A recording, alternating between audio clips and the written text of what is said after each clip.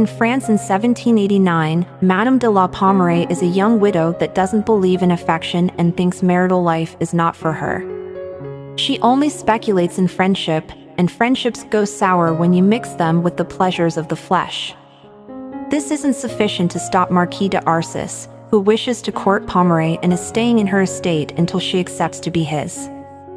Arcis is a well-known womanizer and Pommeraye knows this, which is why she doesn't believe him when he says she's his actual true love rather of just another passing fling like other lovers from the past. Pommeraye is also visited often by her best friend Lucienne, who brings her all the gossip from the city.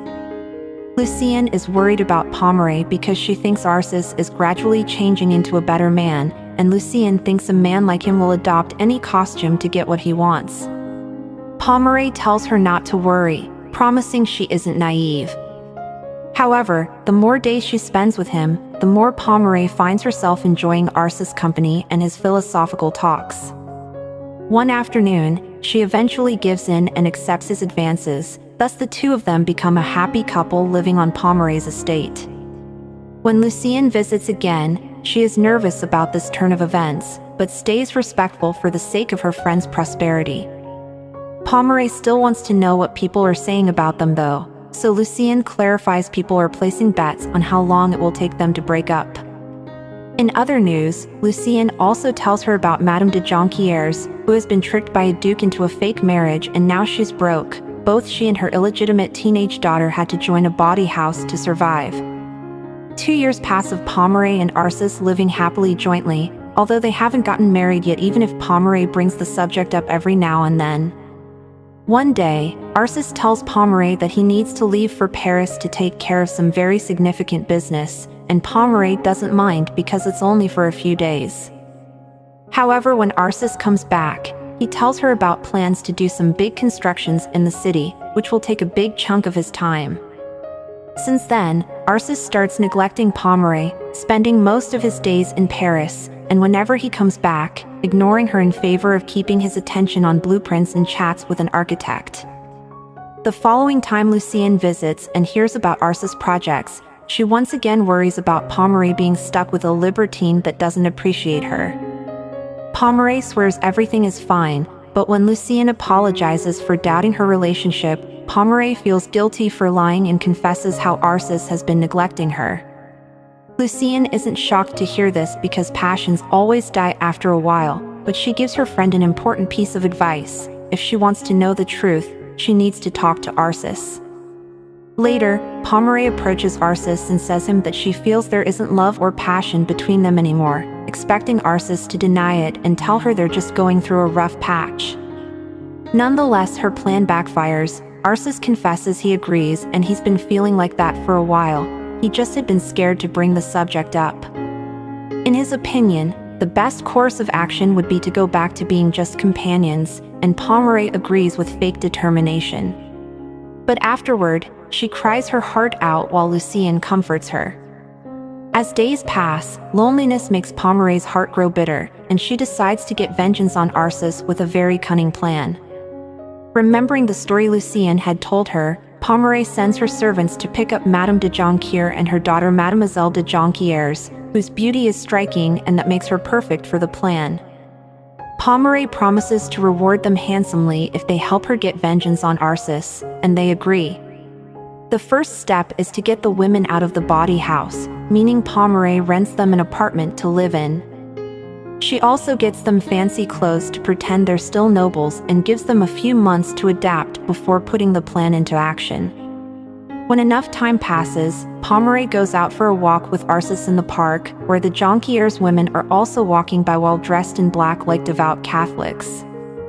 Pommeraye pretends to be stunned they're there and invites them to walk with them, chatting with the mother while the daughter silently walks next to Arcis, who can't get his eyes off her.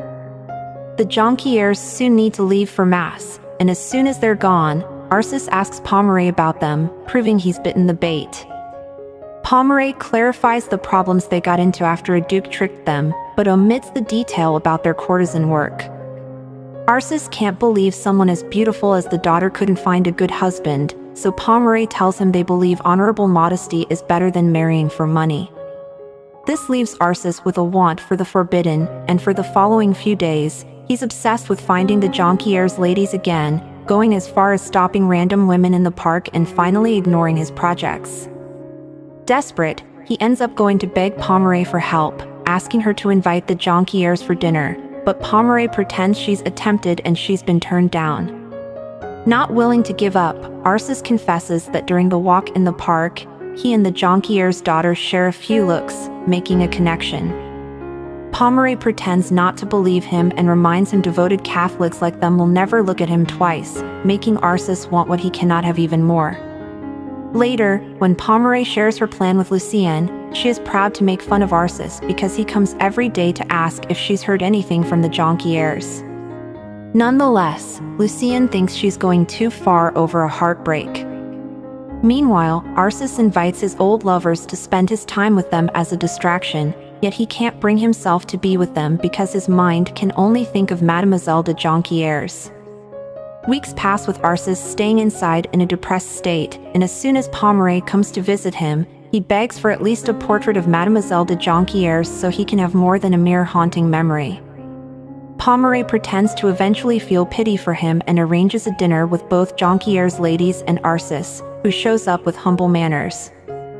However, Pomeray puts him on the spot by saying she's been discussing philosophy with the Jonquières and they'd like his opinion as well. Arsis entirely doesn't know that much about philosophy, he's only learned a few quotes to impress women, but he manages to put together some weird ideas about passion that Mademoiselle de Jonquières pretends to be impressed by. After dinner, Pomeray takes the mother into another room to lend her some books, leaving Arsis and Mademoiselle de Jonquières alone on purpose.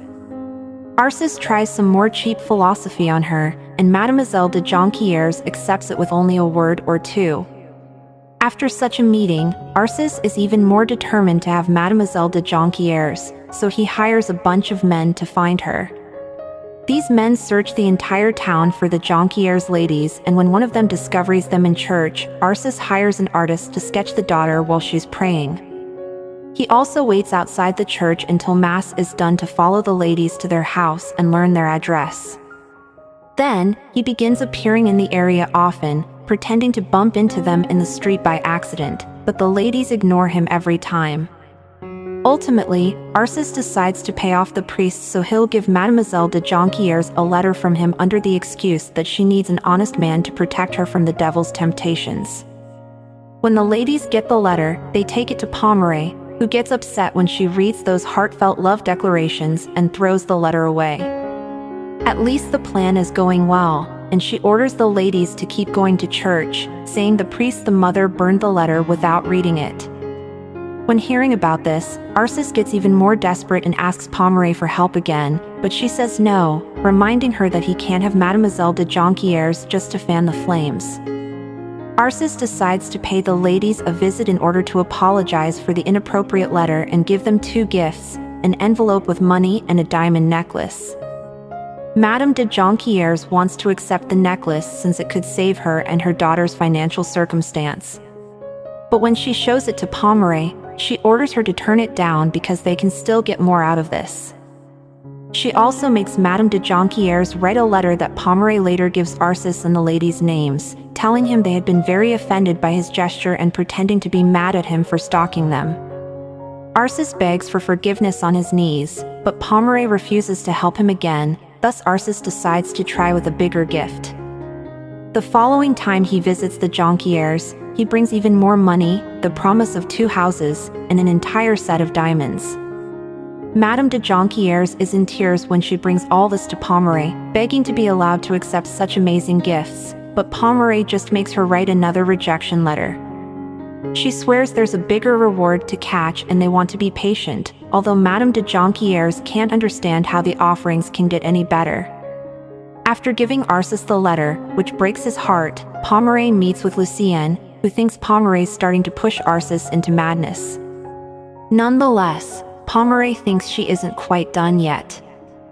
3 weeks later, a desperate Arsis approaches Pomeray to tell her he's willing to marry Mademoiselle de Jonquières if that's what it takes, and he needs Pomeray to help him with the negotiations. Pomeray pretends to show concern for him since he's never shown interest in marriage, but Arcis is determined.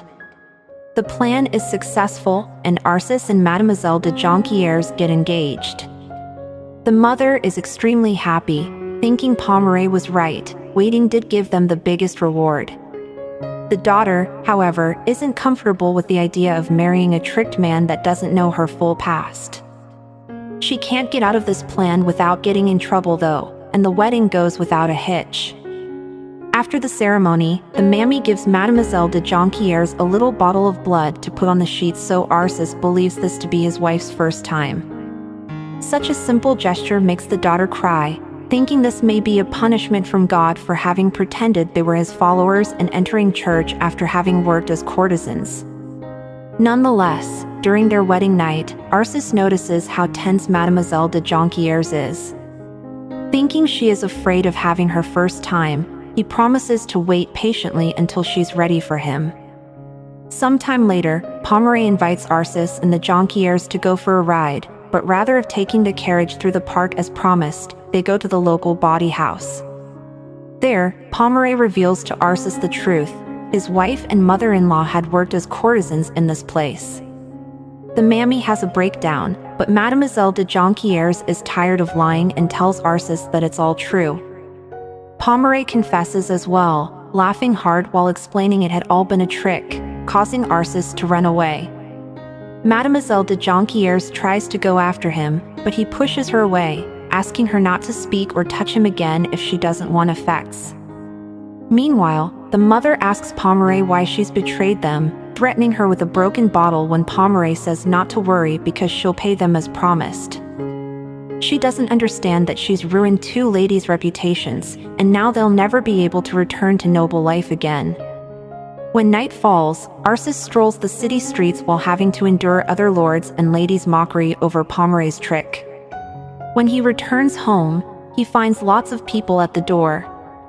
It turns out they found his wife in the river, where she jumped to end things, thus they rescued her and brought her over.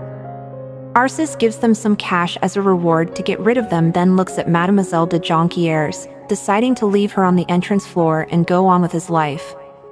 She's still the Lord's wife though, and the servants bring her inside. When some hours later, Mademoiselle de Jonquières eventually wakes up, she tries to run away, but the servants stop her and take her to see Arcis, who has some things to say. His honor doesn't allow him to ignore his family, even if they've brought him shame, which means he'll enable them to keep his name and give them a house away from this mansion. He takes back all the bad things he said about Mademoiselle de Jonquières because he's had time to calm down, and now he understands she's just a pawn in an evil woman's trick, so he wants her to have freedom. Nonetheless, Mademoiselle de Jonquières asks for at least the darkest corner in the house that a wife could have in order to redeem herself and show him how much she hated lying to him. Arcis can tell how honest she's being and forgives her for everything before accepting to keep her as his wife. Several days later, Lucien is in the city when he sees Arcis and Mademoiselle de Jonquières going away on a trip. Arcis explains to her that they're leaving to the countryside until all the gossip dies down, and in return, Lucien swears she hadn't been involved in Pomeray's tricks. Arcis believes her because he knows what his ex is like and asks Lucien to tell Pomeray that is grateful for those tricks because they've introduced him to his beloved wife. Subsequently, Lucien visits Pomeray and tells her about the latest stories of the city, including having bumped into Arcis. Nonetheless, she doesn't pass on the message and lies, saying she saw him alone. Pomeray believes her and says that even if Arcis hadn't been alone, she wouldn't have cared because she's at peace, but the pain on her features shows how she's lying as well. And the end. Hi dudes, Climax 4 explain here. If you are a lover of similar content like this, take a look at my distinct videos, and if you love it, please break the like button and make sure you subscribe to the channel and hit the notification horn, catch sight of you in the successive video.